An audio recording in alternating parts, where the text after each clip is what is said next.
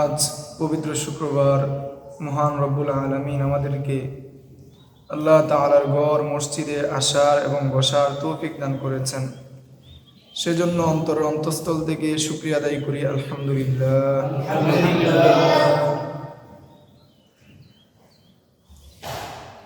দেখতে দেখতে আমাদের রমজান মাস চলে গেল। রমজান চলে যাওয়ার পর রমজানের পরের মাস শাওয়াল মাস চলে যাচ্ছে।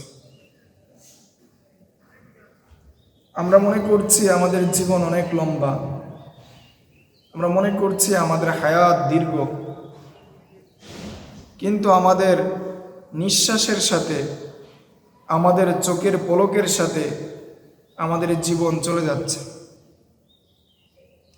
কেমন যেন আমরা বুঝতে পেরেও বুঝতে পারছি না, আবার বুঝেও না বুঝার মতোই হয়ে আছে। এই জন্য আমাদের জীবনের প্রত্যেকটা ক্ষেত্রে আল্লাহ তাআলার বিধান এবং রাসূল সাল্লাল্লাহু আলাইহি ওয়াসাল্লামের বিধান কেমন হবে সেই বিষয়ে আমাদের চিন্তা করা জরুরি। তন্মধ্যে উল্লেখযোগ্য একটি বিষয় হচ্ছে হালাল উপার্জন। হালাল উপার্জন। আল্লাহ তাআলা মানুষকে সৃষ্টি করেছেন এবং মানুষের মধ্যে দুইটা ক্ষুধা দিয়েছেন, দুইটা বড় প্রয়োজন দিয়েছেন। তন্মধ্যে একটার ক্ষুধার নাম হলো যে পেটের খিদা, পেটের খাবার, যেই খাবারের মাধ্যমে আমাদের শরীর চলে, যেই খাবারের মাধ্যমে আমাদের শরীরের মাংস তৈরি হয়, রক্ত তৈরি হয়, পুষ্টি তৈরি হয়, আমাদের যে মানব দেহ রয়েছে সেই মানব দেহ সচল থাকে, সেটা হলো পেটের ক্ষুধা। সেটা কিসের ক্ষুধা? পেটের ক্ষুধা। আরেকটা আল্লাহ তাআলা আমাদেরকে ক্ষুধা দিয়েছেন, সেটা হলো জৈবিক ক্ষুধা। একজন মানুষ বালেগ হওয়ার পর যেই ক্ষুধা অনুভব করে সেই ক্ষুধার নাম হলো জৈবিক ক্ষুধা। এই দুটা ক্ষুধা আল্লাহ তাআলা আমাদেরকে দিয়েছেন, দুটা খিদে আল্লাহ তাআলা আমাদেরকে দিয়েছেন। সাথে সাথে এই দুটি খিদে আমরা কিভাবে পূরণ করব, কিভাবে এই ক্ষুধাকে মিটাবো, সেটার পথ আল্লাহ তাআলা বাতলে দিয়েছেন। আল্লাহ তাআলা সূরাতুল মুমিনিনের প্রথম আয়াত থেকে দীর্ঘ কয়েকটি আয়াতের মধ্যে সফল কাম মুমিনদের গুণাবলী বর্ণনা করেছেন। ক্বাদ আফলাহাল মুমিনুন, যে মুমিনরা সফল কাম হয়েছে। তন্মধ্যে উল্লেখযোগ্য একটি গুণাবলী হচ্ছে আল্লাযীনা হুম লিফুরুজিহিম হাফিজুন, যে ওই মুমিনরা সফল কাম হয়েছে যে মুমিনরা তাদের নিজেদের লজ্জাস্থানকে হেফাজত করেছে।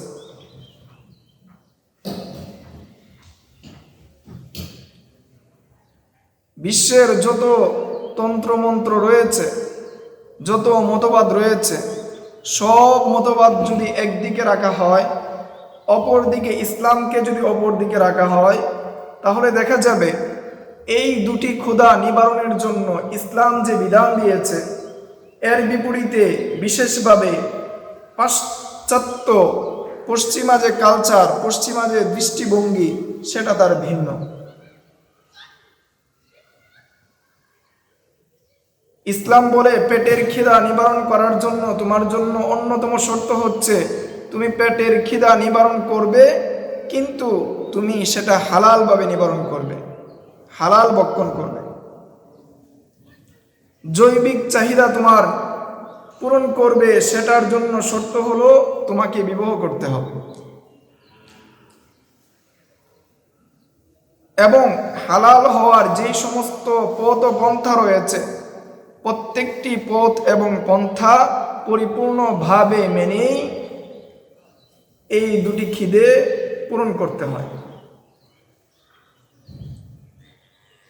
আমরা তন্মধ্যে 2 নাম্বার যেই খিদে, পেটের খিদে, সেটা নিয়ে আমরা আলোচনা আগাচ্ছি।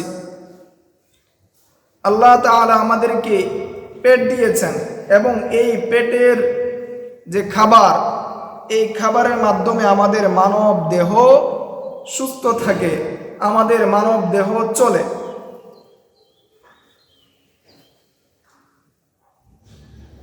আমরা এই পৃথিবীর মধ্যে মানুষ ছাড়াও আরো যত প্রাণীকুল রয়েছে, প্রত্যেক প্রাণীকুলের বিষয়ে আল্লাহ তাআলা বলেন, ওমা মিন দাব্বাতিন ফিল আরদি ইল্লা আলাল্লাহি রিজকুহা। এই পৃথিবীর মধ্যে যত প্রাণী রয়েছে, প্রত্যেক প্রাণীর ক্ষেত্রে আল্লাহ তাআলার পক্ষ থেকে রিজিক নির্ধারিত। রিজিক কি নির্ধারিত? এমন কোনো প্রাণী নাই, এমন কোনো প্রাণী এই দুনিয়াতে অস্তিত্বে নেই যে প্রাণীর জন্য আল্লাহ তাআলা তার জীবিকা নির্ধারণ করেন নাই। অর্থাৎ প্রতিটি প্রাণীর জন্য আল্লাহ তাআলা জীবিকা তার জন্মের আগেই আল্লাহ তাআলা নির্ধারণ করে এই পৃথিবীতে পাঠিয়েছেন। কোনো মানুষের জন্য, কোনো প্রাণীর জন্য এমন কোনো সুযোগ নেই সে একটি দ্বারা বাকি থাকতে সে পৃথিবী থেকে চলে যাবে। তার যতটুকু জীবিকা রয়েছে, যতটুকু প্রয়োজন রয়েছে, ততটুকু সে খেয়ে পড়ে ব্যবহার করে তারপর সে দুনিয়া থেকে যাবে এবং তার জীবিকা থেকে একটি চাল অথবা একটি ভাতও অন্য কেউ খেতে পারবে না। অন্য কেউ কি করতে পারবে না? খেতে পারবে না। আল্লাহ তাআলা সূরাতুল ওয়াকিয়ার মধ্যে বলেন, আফারাআইতুম মা তাহরুসুন আআনতুম তাজরাউনাহু আম নাহনুজ যারিউন। যে তোমরা যে জমিনের মধ্যে শস্যকে ছড়িয়ে ছিটিয়ে দাও, তোমরা যে জমিনের মধ্যে চাষাবাদ করো, সার দাও, বীজ দাও,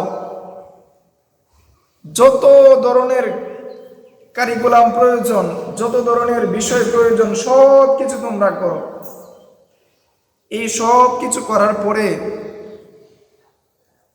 এই যে জমি থেকে ফসল উৎপন্ন হবে, বীজ থেকে ফসল কি হবে? উৎপন্ন হবে। সেটা কি তোমরা করো না আমি করি? আনতুম তাজরাউনাহু আম নাহনুজ যারিউন। যে তোমরা কি সেটা দেখে অঙ্কুরিত করো নাকি আমি অঙ্কুরিত করি?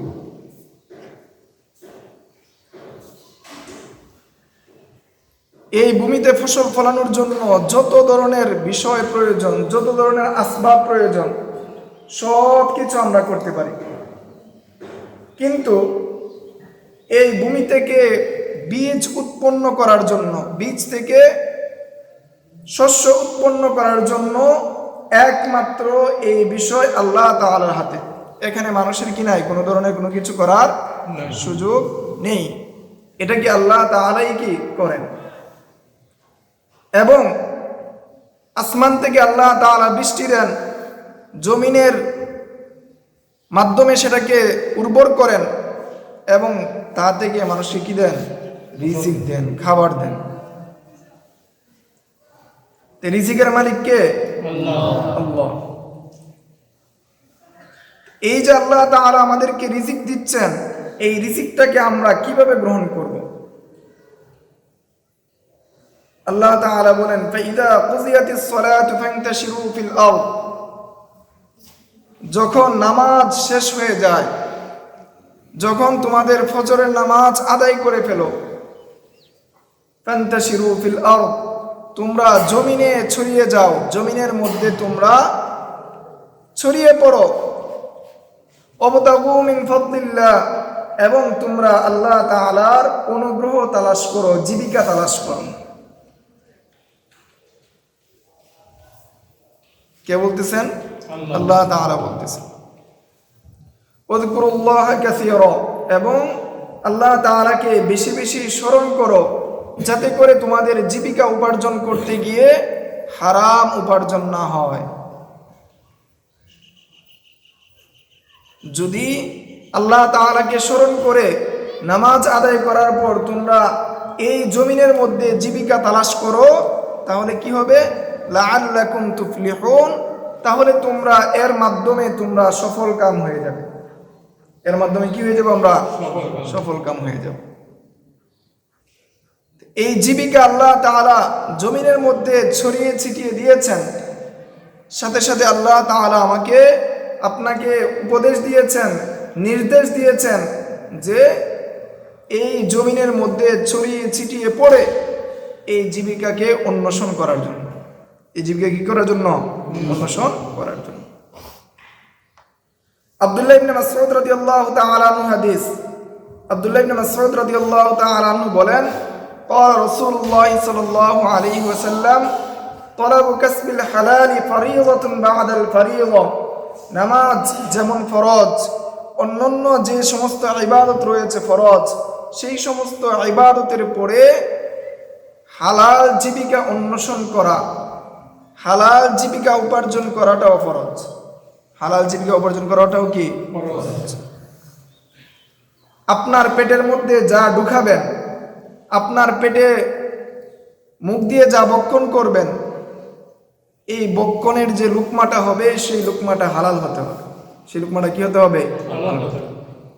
নামাজ যেভাবে ফরজ, ঠিক তেমনি ভাবে এই নামাজের পরে হালাল উপার্জন করাটাও কি ফরজ। উপার্জন করা ফরজ না, হালাল উপার্জন করা ফরজ। এখন আমরা অনেকে উপার্জন করি, কিন্তু উপার্জনটা কি হয় না? হালাল হয় না। উপার্জন করি ঠিক আছে, কিন্তু উপার্জনটা কি হয় না? হালাল হয় না। হাদিসে এসেছে লা রুহবানিয়াতা ফিল ইসলাম, যে ইসলামের মধ্যে বৈরাগ্যবাদের কোনো সুযোগ নেই। কিসের সুযোগ নাই? বৈরাগ্যবাদ। বৈরাগ্যবাদ কি? বৈরাগ্যবাদ হলো খ্রিস্টান ধর্মের মধ্যে রয়েছে, যদি তোমার দুনিয়া এবং আখিরাতে সফল হতে চাও বা বিশেষভাবে আখিরাতে সফল হতে চাও, তাহলে পরিবার পরিজন যা কিছু আছে সব কিছু পরিত্যাগ করে তুমি জঙ্গলে চলে যাও এবং সেখানে গিয়ে তুমি তোমার রবের নাম কি করতে থাকো? জিকির করতে থাকো, ইবাদত করতে থাকো, তাহলেই তুমি পরকালে নাজাত পাবে। অন্য কোনোভাবে পরকাল থেকে নাজাত পাবে না, জাহান্নাম থেকে নাজাত পাবে না। ইসলাম কি বলে? লা রুহবানিয়াতা ফিল ইসলাম।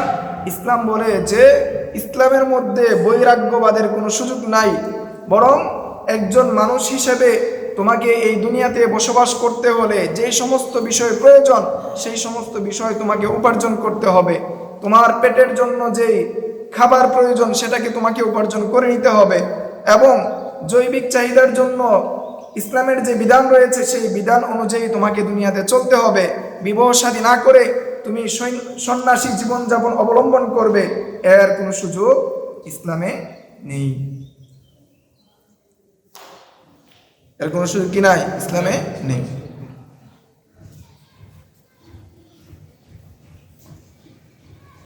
তাহলে ইসলাম আমাদেরকে নামাজ সহ অন্যান্য ইবাদতের সাথে অত্যন্ত গুরুত্বের সাথে আমাদেরকে তাগিদ দেয় যে আমরা হালাল জীবিকা উপার্জন করা।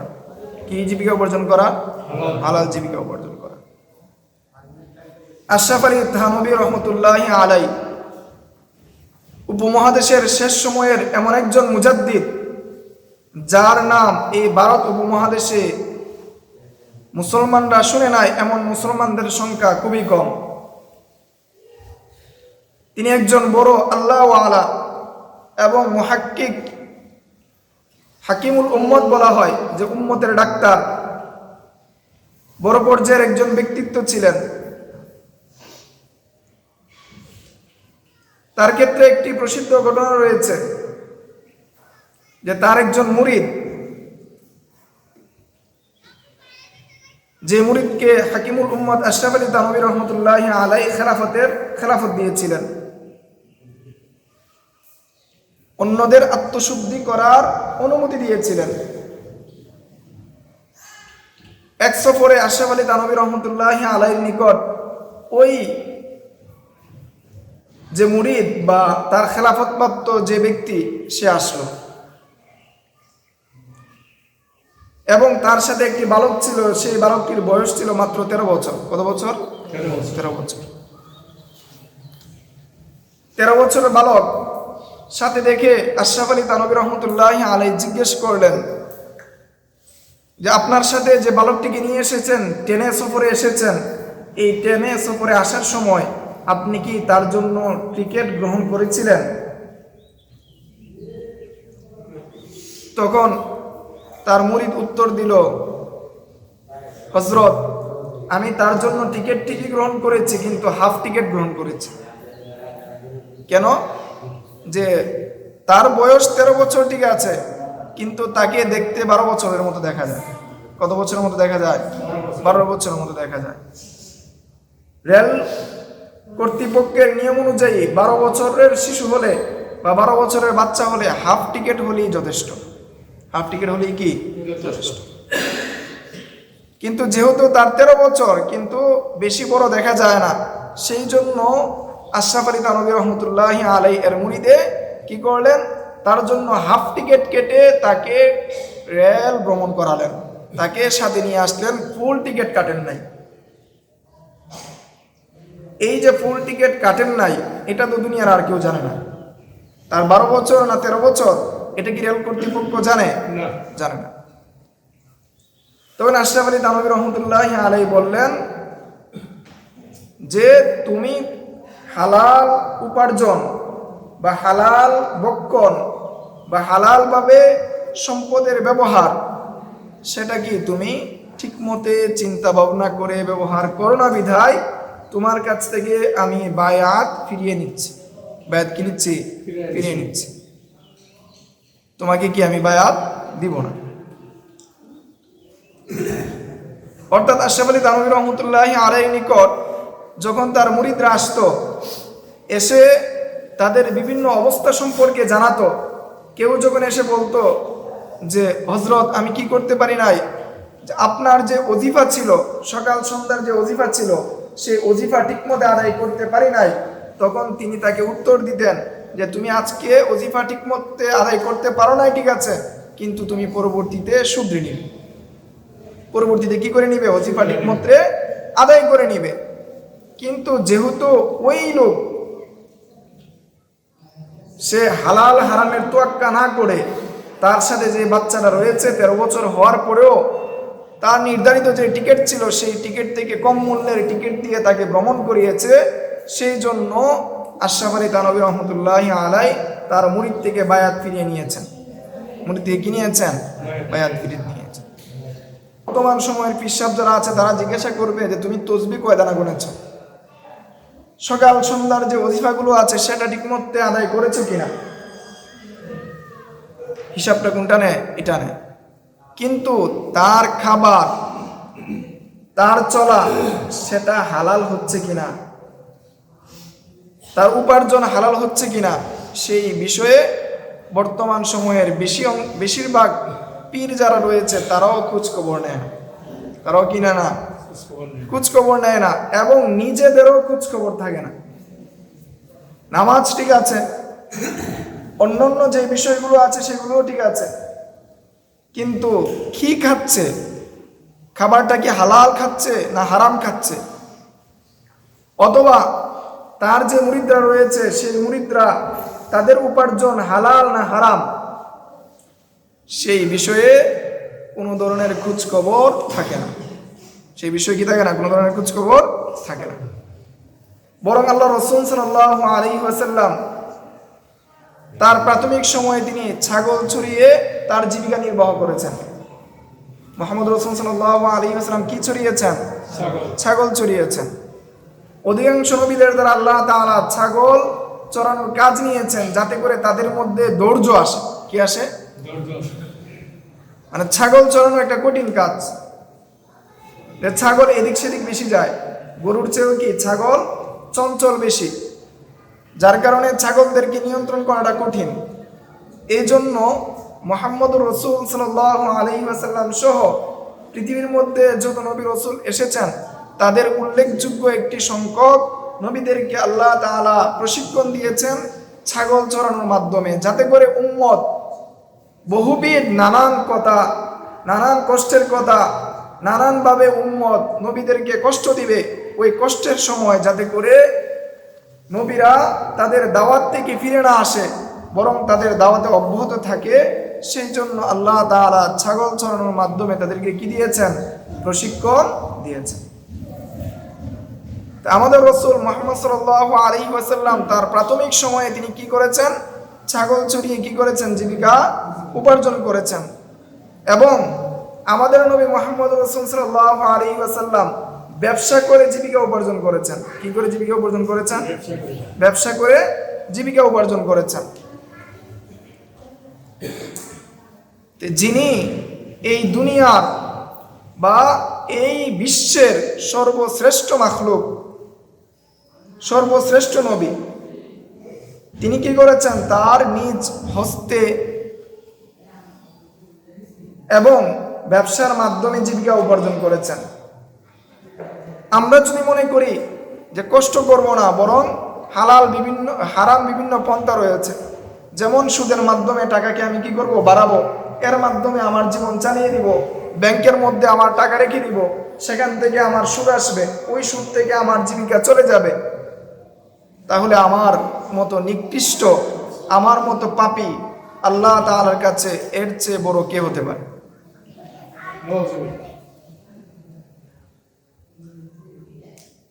রাসূল সাল্লাল্লাহু আলাইহি ওয়াসাল্লাম যেখানে ছাগল চড়িয়ে কি করেছেন? তার জীবিকা নির্বাহ করেছেন এবং ব্যবসা করেছেন, সেখানে আমরা সাধারণ থেকে সাধারণ মানুষ, আমরা যদি জীবিকা উপার্জন না করি, নিজ হস্তে কামাই না করি, তাহলে এর চেয়ে দুর্ভাগা, এর চেয়ে অধম, এর চেয়ে পশুর চেয়ে নিকৃষ্ট আর কেউ হতে পারে না। এক হাদিসে এসেছে, আল্লাহ রাসূল সাল্লাল্লাহু আলাইহি ওয়াসাল্লাম বলেন, মান আমসা কাল্লান মিন আমালি ইয়াদাইহি আমসা মাগফুরান লাহ। যে ব্যক্তি সন্ধ্যা হয় ক্লান্ত হয়ে, দুই হাতের উপার্জন করার কারণে তার শরীরটা ক্লান্ত হয়ে যায়। কিসের কারণে? দুই হাতে উপার্জন করার কারণে, অর্থাৎ সারাদিন মাঠে কাজ করার কারণে, ব্যবসার মধ্যে সময় দেওয়ার কারণে তার শরীরটা যদি কি হয়ে যায়? ক্লান্ত হয়ে যায় সন্ধ্যায়। কখন? সন্ধ্যায়। আমসা মাগফুরান লাহ, তাহলে তার ওই সন্ধ্যাটা তার জন্য ক্ষমার কারণ হয়ে যায়। ওই সন্ধ্যাটা কি হয়ে যায়? তার জন্য ক্ষমার কারণ হয়ে যায়। এর মাধ্যমে আল্লাহ তাআলা তার জীবনের সমস্ত গুনাহ কি করে দেন? মাফ করে দেন। তাহলে হালাল জীবিকা উপার্জন করা এটা অত্যন্ত গুরুত্বপূর্ণ বিষয়। একটা হলো পরিশ্রম। আপনি পরিশ্রম করলেই সবকিছু হালাল হয় না। পরিশ্রম করলেই কি হয় না? সবকিছু হালাল হয় না। চুরি করে যে রাতে যে সে বের হয়, কত বড় রিস্ক নিয়ে বের হয়, সে কি পরিশ্রম করে না? পরিশ্রম করে। ডাকাতি করলেও কি হয়? পরিশ্রম হয়। সেই পরিশ্রমের কারণেই কি হবে না? আপনার সম্পদ, আপনার উপার্জন হালাল হবে না, বরং হালাল পন্থায় আপনাকে উপার্জন করতে হবে। হালাল পন্থায় কি করতে হবে? আপনাকে উপার্জন করতে হবে। আমাদের এই এলাকার মানুষ, অধিকাংশ মানুষ অটো চালায়। তো আমাদের সামনে যেটা নতুন বিষয় আসে, বা আমাদের সামনে যেই সমস্ত সুযোগগুলো তৈরি হয়, তন্মধ্যে একটা সুযোগ হলো, যখন আমরা নতুন মানুষ দেখি, অন্য এলাকার মানুষ, তখন তার কাছ থেকে আমি ভাড়াটা বাড়িয়ে নিই। ভাড়াটা কি বলি? বেশি বলি। অথচ সচরাচর যারা এই এলাকায় চিনে, তাদের কাছ থেকে যত টাকা ভাড়া নিতাম, তার কাছে এই ভাড়াটা না নিয়ে নতুন যে এসেছে এই এলাকার মধ্যে, যে নতুন, অথবা সে জানে না, রাস্তাঘাট বুঝে না, তার কাছ থেকে আমি কি সুযোগ মতো ভাড়াটা কি বাড়িয়ে নিই। এই যে আপনি সুযোগ মতো ভাড়াটা বাড়িয়ে নিচ্ছেন, সেটা আপনার হারাম। সেটা আপনার কি? হারাম। রাত হয়েছে, রাতে অন্য অটো রিক্সা নাই, আপনি আছেন, সেটার ক্ষেত্রে ভিন্ন। কিন্তু সাধারণত যেখানে আপনার 20 টাকার ভাড়া, আপনি তার কাছ থেকে 40 টাকা আদায় করছেন নতুন হিসেবে, এটা আপনার জন্য কি হবে? হারাম হবে। উপার্জন করেছেন আপনি সারাদিনে 500 টাকা, তার মধ্যে আপনি অতিরিক্ত 50 টাকা কি করেছেন? এরকম চলচাতুরি করে উপার্জন করেছেন। তাহলে আপনার ওই হালালের মধ্যে আপনি হারামটাকে যুক্ত করে নিচ্ছেন। হারামের মধ্যে কি করে নিচ্ছেন? হারামটা যুক্ত করে নিচ্ছেন। এটা যদি করেন তাহলে আপনার ইনকাম কি হয়ে যাবে? হারাম হয়ে যাবে। ইনকাম কি হয়ে যাবে?